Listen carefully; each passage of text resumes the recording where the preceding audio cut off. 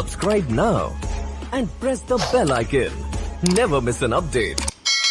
Hello and नमस्कार दोस्तों, स्वागत करता हूं आप लोगों का अपने यूट्यूब चैनल भारत बायोलॉजी में। उम्मीद करता हूं कि आप सभी लोग अच्छे होंगे। तो आज हम बात करने वाले हैं कि माइक्रोबायोलॉजी एंड बायोटेक्नोलॉजी स्टूडेंट्स को क्या काम करना होता है अगर उनकी फार्मा इंडस्ट्री के अंदर जॉब लग जाती है। तो वन बाय वन सभी चीज़ों के बारे में बात करते हैं वीडियो के अंदर। चलिए वीडियो को स्टार्ट करते हैं।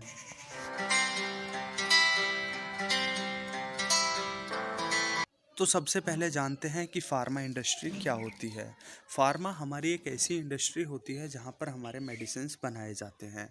तो सबसे पहले जानते हैं कि मेडिसिन्स कितने टाइप्स के होते हैं। मेडिसिन्स हमारे दो तरह के बनाए जाते हैं किसी भी फार्मा इंडस्ट्री के अंदर।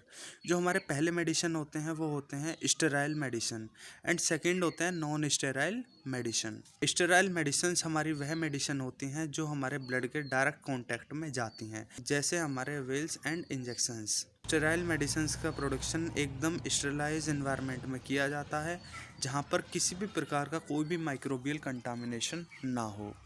एंड पैकेजिंग से पहले उनके सभी sterility test and microbiological test किए जाते हैं। तो अब बात करते हैं कि किसी भी बायोटेक्नोलॉजी एंड माइक्रोबायोलॉजी स्ट्रीम के स्टूडेंट को क्या वर्क करना पड़ता है जब उनकी फार्मा इंडस्ट्री के अंदर जॉब लगती है। तो किसी भी इंडस्ट्री के अंदर हमारे 3 डिपार्टमेंट होते हैं। पहला होता है प्रोडक्शन, सेकंड होता है क्वालिटी कंट्रोल एंड जो आखिरी डिपार्टमेंट होता है वो होता है क्वालिटी एश्योरेंस। तो बायोटेक एंड माइक्रोबायोलॉजी स्टूडेंट को जो डिपार्टमेंट प्रोवाइड किया जाता है वह होता है quality control. And biotech micro के स्टूडेंट क्वालिटी एश्योरेंस में भी जा सकते हैं, बट जो ज़्यादा स्कोप है वो क्वालिटी कंट्रोल के अंदर होता है। तो क्वालिटी कंट्रोल के अंदर हमारे अलग अलग डिपार्टमेंट होते हैं, like microbiology department, chemical department and research and development department. तो जो बायोटेक और माइक्रो स्टूडेंट होते हैं उनको मिलता है हमारा माइक्रोबायोलॉजी डिपार्टमेंट या फिर रिसर्च एंड डेवलपमेंट डिपार्टमेंट। तो बात करते हैं जब आपकी जॉब लगती है फार्मा कंपनी के अंदर एंड आपको माइक्रोबायोलॉजी डिपार्टमेंट मिलता है।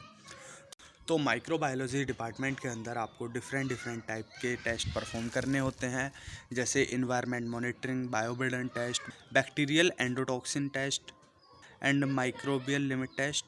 एंड जो हमारा सबसे इम्पोर्टेंट टेस्ट होता है वो होता है स्टेरिलिटी टेस्ट। तो वन बाय वन इन सभी टेस्ट के बारे में बात करते हैं। तो जो हमारा टेस्ट होता है एनवायरनमेंट मॉनिटरिंग, इसकी वजह से हम पता लगाते हैं कि जहाँ पर हमारी मेडिसिन का प्रोडक्शन हो रहा है या जहाँ पर हमारी मेडिसिन की टेस्टिंग होती है क्वालिटी कंट्रोल लैब के अंदर, उस जगह पर किसी भी प्रकार का कोई कंटामिनेशन तो नहीं है। तो सेकंड टेस्ट के बारे में बात करते हैं जो है बायोबर्डन। तो बायोबर्डन नाम से ही पता चल रहा है, बायो यानी माइक्रो ऑर्गेनिजम्स के बारे में बात हो रही है एंड बर्डन उनका कितना ज़्यादा इफेक्ट पड़ रहा है जहाँ पर हमारी मेडिसिन का प्रोडक्शन हो रहा है। में भी हम पता लगाते हैं कि कितना ज़्यादा बैक्टीरिया प्रेजेंट है हमारे क्वालिटी कंट्रोल लैब के अंदर या प्रोडक्शन डिपार्टमेंट के अंदर। अगर वहाँ पर किसी भी प्रकार का कंटामिनेशन होता है तो उस पूरे एरिया को स्टेरिलाइज किया जाता है। थर्ड टेस्ट होता है हमारा बैक्टीरियल एंडोटॉक्सिन।